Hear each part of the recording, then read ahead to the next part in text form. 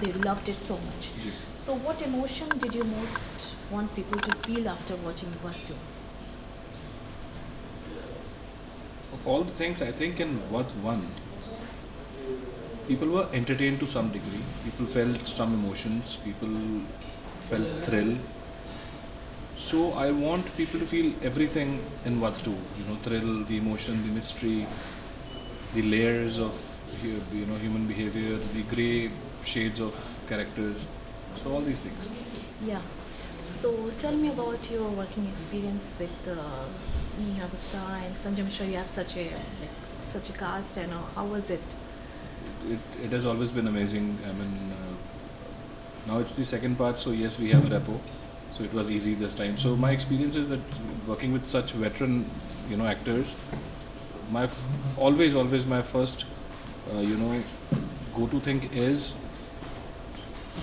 to gain their confidence.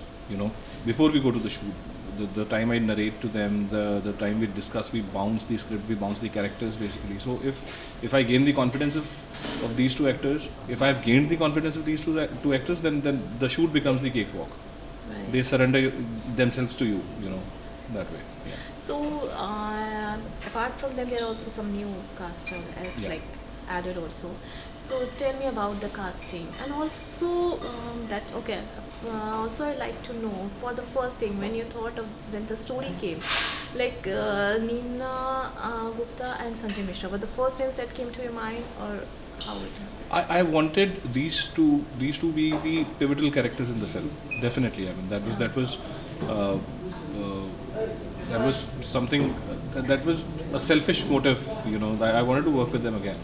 Yeah. So, and then when I started writing the second part, and I tried writing the continuation also, but it did not knock that much.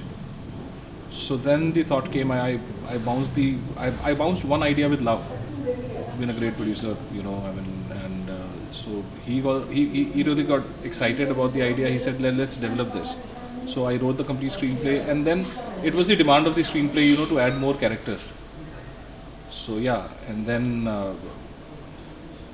yes, we have not experimented, I would say. There were auditions done, and casting director, he played a good part, and then Kumud sir, Shilpa Shukla, and then Amit, Akshay, Yogita. So I was happy at the end with the casting. Yeah. So did you ever worry that 2 is little bit what I feel like it's more darker and more intense as compared to what? Did you feel that it might divide audiences, or was that a risk you were willing to take? I'll tell you one thing, because since you have seen the trailer, Yeah. so there are night shots in the trailer. But Right. Vadh 2 it's a complete entertainer. Okay. It's dark at times, it's funny at times, not in the face humor, but Yeah. there is some kind of situational humor, not humor, some very light moments, Okay. some very good moments you would find. Right. So it becomes a little dark at times where it has to be dark, Right. and then people would come out with some scenes, and then towards the climax it'll slowly grip you in. Right. So audience division there is no question of that. What is the one scene that as a director, and I cannot open the scene, but still, it's a scene between Shambhunath Mishra and Amit Singh. Okay. So initially the length of the scene before the final edit, it was around 8-9 minutes, two people talking. So that was a very complex scene. Right. So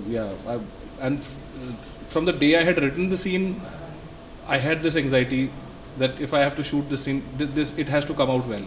Right. Yeah, and it came well. And how? Is this inspired? No, it's a complete pulp. It's a characters might be inspired from some characters I might have stumbled upon at some part in my life.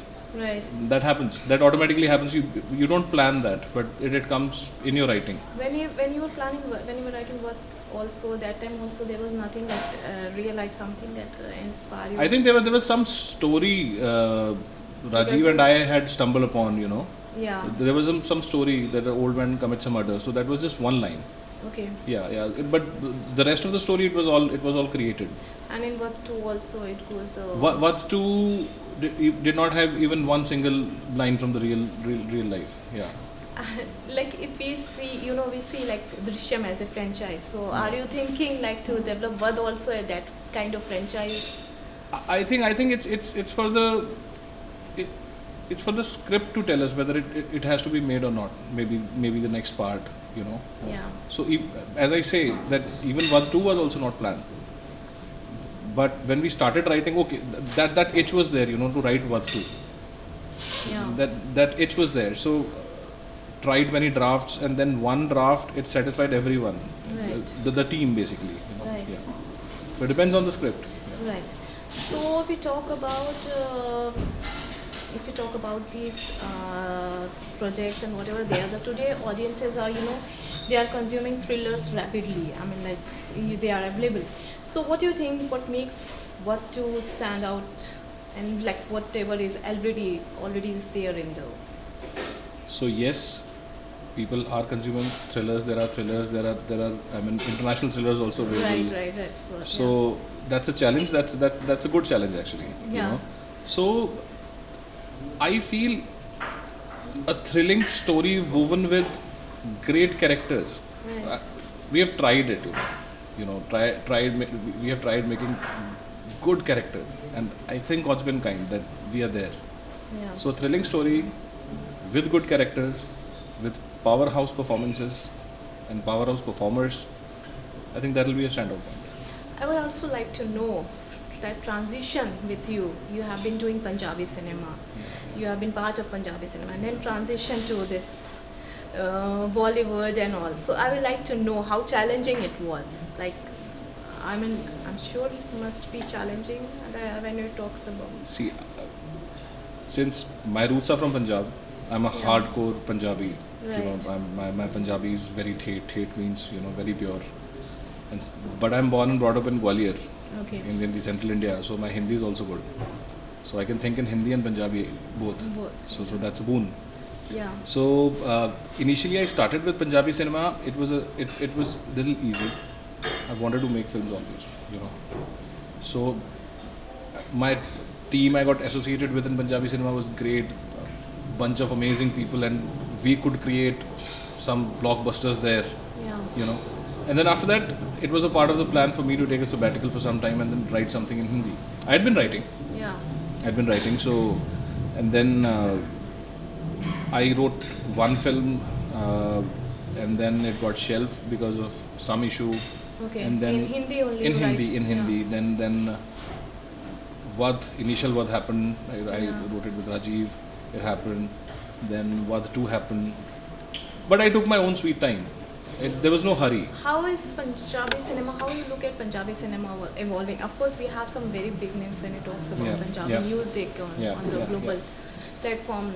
But when we talk about Punjabi cinema, how you looked at that and how it is evolving? See, there are two aspects of Punjabi cinema. One is the international diaspora. you Yeah. know. There are a lot of Punjabis abroad, and they love to watch Punjabi cinema. That's true. And Punjab has a taste for comedy and music, Yeah. so that's there. Yeah. But you cannot bring that flavor to Hindi cinema, the comic flavor, because it's for Punjabi only. Okay. The kind of humor, the kind of timing is there. Punjabi cinema has given great comedies, very sensible films, and it's evolving. And how the number of films being made in Punjab, audience are there. So Punjabi films, they are showcased in Delhi as well, in the little neighboring states of Punjab as well, some parts of Haryana, some parts of Rajasthan, there is Punjabi speaking population, and abroad. So yes, it's evolving. And how? So your Australia, New Zealand, there have been great blockbusters, who have shown their mettle in front of Hindi cinema as well. But more than Hindi cinema, they've opened up, So yeah, it's evolving. It's a continuous process, and films made there are really amazing ones. Right. So if we talk about Bollywood, I mean, like what next anything in your mind, any of the actors you're planning to work with in future? I think my script would tell me to work with which actor. That's my. But my, still, my modus anything operandi. like, okay, you know, as a director also certain times it's there like, okay, I want to work with this actor now and I want to make a film with that. I wanted to work with Irfan Saab. That you know, that piece, जो हिंदी का word है, that it would remain with me for the rest of my life. Okay. Yeah. But going forward, definitely, if a script would demand, I'll approach the actors. I'll tell my producers to approach the actors. And if the story is convincing enough, why not? So it'll all depend on the script. And you are thinking of going back and like you are making something in Punjabi right now? Not as of now. But I will go. I mean, I love that place. Yeah. My whole team, see the post production of every Punjabi film, mostly 80% of Punjabi, that happens in Bombay. Right. So we keep on meeting, our old team, and then we sit together, we laugh, we remember old times. So yeah, why not? We might ask you, when working with Neena and Sanjay Mishra, I mean, like, who is more challenging to work with? I mean, like, or both are like, when it comes. They both are very easy people to work with. Yeah. As I told you, if you gain their faith as a director, then it's a cakewalk. Okay. Yeah. And also, I would like to know that do you think OTT platforms have changed the kind of stories filmmakers are now willing to tell in India? I think it should be taken as a boon. Yeah. See, every side has two stories, Yeah. But OTT has helped a lot of filmmakers to say the stories. Yeah. And OTT, because of the OTT, not because of the OTT, because of the COVID period when people were not able to go out, they developed a certain habit of watching content, consuming content on a smaller screen. So a balance of both would be a win-win situation for everyone. So OTT supports producers, of course, it does. But cinema also supports producers in a great way. Cinema is a different experience. You cannot have that kind of sound system in your home. You cannot have that kind of projection. Not everyone can. I mean, some people, maybe 1%, can afford a theater in their house. Not everyone. So there has to be a balance between OTT and the cinema. If a film is made for cinema, it should be consumed in cinema. Do you think censorship is also needed in OTT as well?